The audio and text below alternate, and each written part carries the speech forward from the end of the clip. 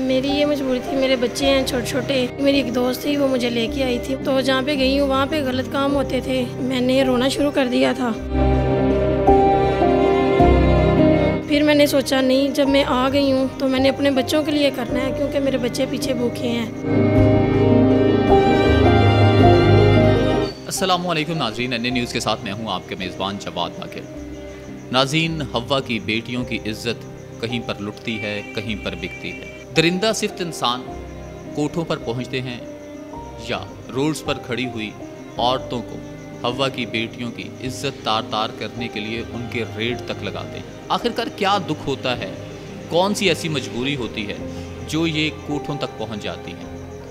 बाइज्जत तरीके से ज़िंदगी गुजार कर छोड़कर घर की दहलीज से बाहर निकल कर ये अपनी इज्जत दूसरों के हाथों में दे देती हैं, चंद पैसों चंद टकों के बस। आपको बताएं कि दुनिया का खालिस तरीन, ये इसको मैं कारोबार तो नहीं कहूँगा, मगर ये खालिस तरीन तरीके से पैसे कमाने वाली औरतें होती हैं जो अपने धंधे में किसी भी किस्म की मिलावट नहीं करती। जिस चीज़ के पैसे लेती हैं वही चीज़ देती हैं और खालिस और पूरी पूरी आपको वो चीज़ देती हैं। आज हमारे साथ एक लड़की मौजूद हैं, कॉल कर आशी के नाम से। नाम इनका कुछ और है, मगर इन्होंने, हम जब इनसे इंटरव्यू के लिए हमने इन्हें बोला तो इन्होंने हमें वाज़े तौर पर ये कहा कि किसी भी सूरत मेरा नाम और मेरी शक्ल ना आए कैमरे के, मैं तब आपको इंटरव्यू दूंगी और बताऊंगी कि होता क्या है, किस मजबूरी में लोग आती हैं या ये किस मजबूरी में आई हैं।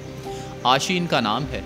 इनसे मज़ीद जानते हैं कि ये क्यों इस फील्ड में आई। अच्छा आशी, ये बताएँ कि कौन सी ऐसी मजबूरी थी जो इस फील्ड में आ गई हैं आप?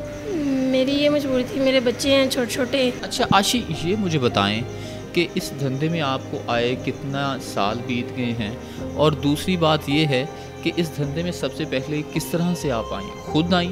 नहीं, मेरी एक दोस्त थी, वो मुझे लेके आई थी, मुझे मेरे घर आई थी, मुझे कह रही थी कि मेरे साथ चलो, आपके बच्चे भूखे रहते हैं, आपके मियाँ आपको मारते पीटते हैं, तो मैं आपको काम पे लेके जाती हूँ, आप वहाँ काम करना, अपने बच्चों के लिए जो है ना वो खाना वगैरह लेके आना। उसके साथ फिर मैं चली गई हूँ, तो जहाँ पे गई हूँ वहाँ पे गलत काम होते थे, तो मैंने रोना शुरू कर दिया था।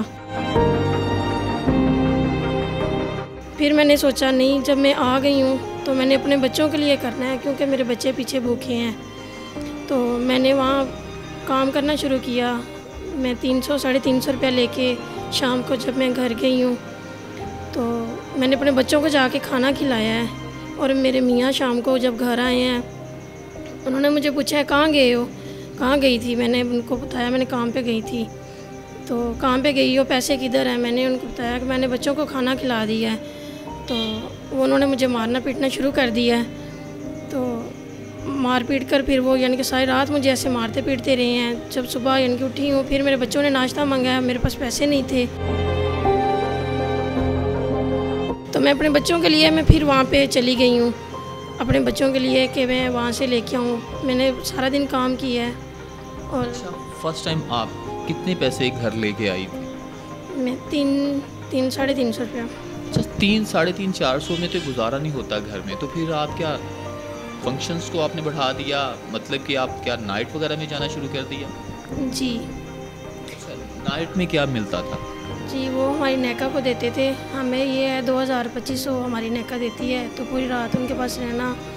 तो जब नाइट पे जाते हैं वो लोग शराब, यहाँ से कह गए थे कि हम 2 बंदे हैं, वहाँ जाके वो 4 थे, तो उन्होंने वहाँ जाके शराब वगैरह भी पी हुई थी, शराब पी थी। मुझे भी कह रहे थे पियो, मैंने कहा नहीं मैंने नहीं पीनी। मुझे ज़बरदस्ती उन्होंने शराब पिलाई। मैंने वहाँ पे पूरी रात उनके पास मैंने गुजारी। जब मैं सुबह घर आई और मैंने अपने बच्चों को आके देखा तो मेरे बच्चों ने नाश्ता भी नहीं था किया, रात को भी रोटी नहीं थी खाई। तो मैंने अपने बच्चों को नाश्ता फिर सुबह आके करवाया। जब मेरे मियाँ उठे तो उन्होंने मुझे मारना पीटना फिर शुरू कर दिया। कह रही कहाँ गई थी। फिर मैंने उनको बोला, मैंने कहा मैं काम पे गई थी। उन्होंने कहा पैसे किधर हैं। फिर मैंने उनमें से पैसे 200 रुपये मैंने अपने मियाँ को दिया था। फिर मैंने दूसरे जो पैसे थे वो मैंने अपने बच्चों को खाना वगैरह ला के खिलाया। अच्छा आशी, ये बताएं कि आप जब जाती हैं, धंधा करने जाती हैं, तो उसमें कभी पुलिस का छापा वगैरह भी पड़ गया? जी पड़ा है, लेकिन मेरे साथ तो नहीं हुआ, दूसरों के साथ हुआ है। जब वो पुलिस वाले छापा यानी कि मारते हैं आके, तो वो ले जाते हैं लड़कियों को और तस्वीरें उनकी बनाते हैं, उनको ले भी जाते हैं, अपनी हपस भी पूरी करके जाते हैं। तो उनसे मंथली वगैरह भी लेते हैं। जब वो ले जाते हैं फिर हमारी नेका जो है वो जाके पैसे दे के तो उनको लेके लड़कियों को लेके आती है। अच्छा ये बताइए कि कभी आप गई हों कोई अज़ियतनाक वाक़या जो आज भी आपके रोंगटे खड़े कर देता हो, कि वो रात या वो लम्हे आपको ना भूलते हों जब आपको कोई लेके गया हो? नहीं, मेरे साथ तो ऐसा कुछ भी नहीं हुआ, लेकिन मैं जब जाती हूँ एक दफ़ा मेरे साथ, मैं वहाँ पे रोना शुरू कर देती हूँ कि मैं ये क्या कर रही हूँ। फिर सोचती हूँ कि मेरे बच्चे हैं, मैं अपने बच्चों के लिए कर रही हूँ, लेकिन मैं अपने बच्चों के लिए बहुत तकलीफ़ें यानी कि मैं झेल रही हूँ और कर रही हूँ। और मेरे मियाँ जो है बस वो यही कहते हैं कि मेरा नशा पूरा करो, मेरा नशा पूरा करो। अगर ना करूँ तो वो मुझे मारते पीटते हैं। तो अच्छा ये मुझे बताएं कि कभी आपके साथ ऐसा हुआ है कि आपको पुलिस स्टेशन कोई ले गया हो, या आपकी जो फ्रेंड्स जो साथ हैं आपको, उनको कोई पुलिस स्टेशन ले गया, उन पर पर्चा हो गया हो, या सिर्फ पैसे लेकर ही छोड़ देते थे? जो कानून के रखवाले हैं वो जब लुटेरे आप कहती हैं वो बन जाते हैं, इज्जतें लूटना शुरू कर देते हैं। मेरे साथ तो नहीं हुआ, लेकिन दूसरी लड़कियाँ थी उनके साथ हुआ था, रेड पड़ी थी तो उनको ले गए थे, उन पर जाके उन्होंने पर्चा दे दिया था। सुबह हमारी नेका गई थी, वो उनको पैसे दे के तो उनकी ज़मानत करवा के उनको घर में लेके आई थी। अच्छा आशी ये बताइए कि इस धंधा करती हैं आप, किस किस एज के लोग आपके पास आते हैं? हर तरह के लोग आते हैं, यानी कि ज़्यादा 30 साल भी उम्र होती है, 20 भी होती है, 18 साल की भी होती है, हर तरह के लोग आते हैं। नहीं 18-19 साल यानी कि ये तो स्टूडेंट एज होती है, तो इस कैटेगरी के लोग भी आते हैं। आपने अब तक क्या जज किया है, क्यों ऐसे लोग आते हैं जो अभी टीन एज में होते हैं, यानी कि अभी मैच्योर भी नहीं होते, बिल्कुल यंग से लड़के ये नहीं है? वो इसलिए मोबाइलों में मूवी देखते हैं, मूवी देख के जब वो आते हैं तो उनमें उनके जहन में शैतान होता है। जब वो इधर आते हैं, वो आके जब कमरे में हमारे साथ जाते हैं तो वो हमें भी दिखाते हैं मूवी के भाई ये जैसा कर रही हैं वैसे ही आपने करना है। तो लेकिन ऐसा हमने कुछ भी नहीं किया। वो अंदर कहते हैं हम पैसे दे देंगे, आप ऐसे करें, आप हमें कुछ करें। तो वो फिर यानी कि हमें मिलते हैं और मिलकर चले जाते हैं। अच्छा क्या पैगाम देना चाहेंगी आप कि ये जो हवस और दरिंदगी, जो इज़्ज़तें लूटी जाती हैं, जहाँ पर इज़्ज़तें बिकती हैं, ये कैसे ख़त्म हो सकता है धंधा? ये ख़त्म ऐसे कि कोई अच्छा इंसान मिल जाए, कोई हमारे सर पे हाथ रखने वाला मिल जाए, जो हमारे बच्चों को यानी कि देख सके, हमारे बच्चों के लिए हमें खर्चा कुछ हमारे बच्चों को दे सके, तो हम लोग ये हर चीज़ छोड़ सकते हैं। मजबूरी का नाम शुक्रिया, हम मजबूरी से जो करते हैं अपने बच्चों के लिए करते हैं। तो कोई अच्छा इंसान मिले तो हम ये सब कुछ छोड़ सकते हैं। किस किस तरह की लड़कियां होती हैं इस धंधे में? हर तरह की होती हैं, स्टूडेंट भी होती हैं, नर्सिस भी होती हैं, हर तरह की लड़कियां यहाँ पे आती हैं। अच्छा शौक़ से आती हैं या कोई मजबूरियाँ होती हैं? कोई शौक़ से आती है, कोई मजबूरी से आती है।